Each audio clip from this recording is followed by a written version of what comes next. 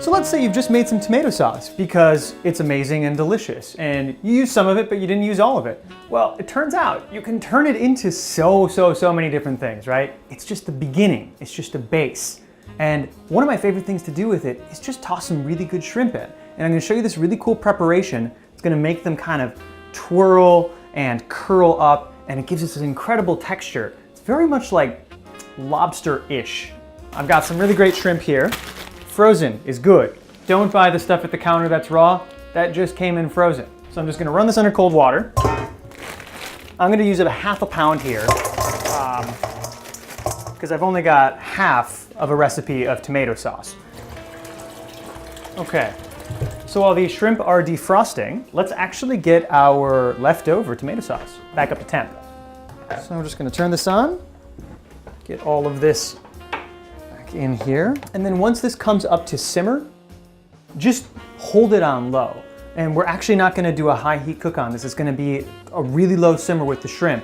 And that way they're gonna have a really nice, soft, tender texture instead of kind of the more like hard, toothy, al dente texture that you get a lot out of like high heat cooked shrimp.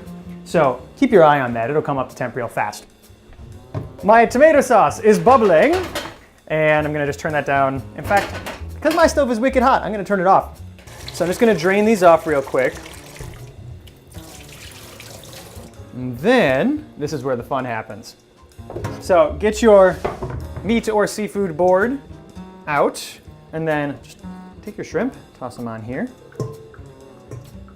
And these are uncooked, by the way. These are raw. These are Argentinian reds from Trader Joe's. Yes, I'm pimping them, TJ's. I love these, and I hate it when you're out. All right, so what you're gonna do with the shrimp, right, is you see how we've got this deveined back right here?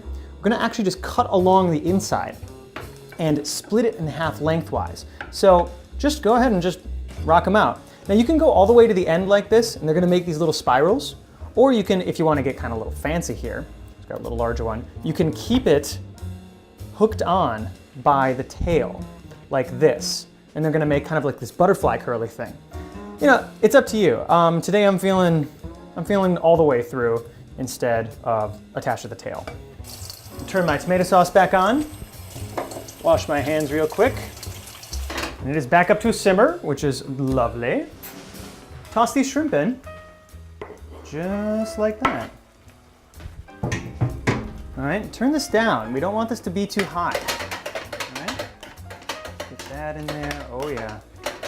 And so this whole process, doing this gently, is gonna take, you know, maybe something more like 4 minutes,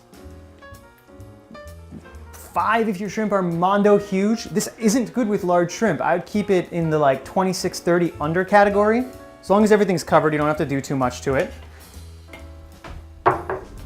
Even some pesto.